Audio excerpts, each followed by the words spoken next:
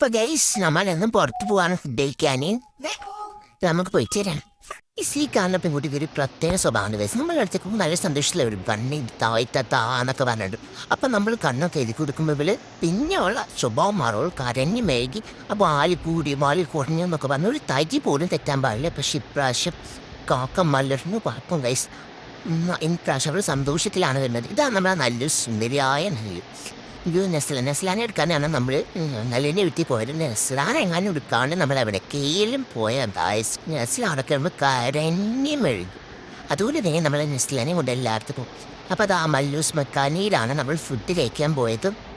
ശരിക്കും നമ്മൾ മന്തിക്കടിക്കാണ് പോണത്.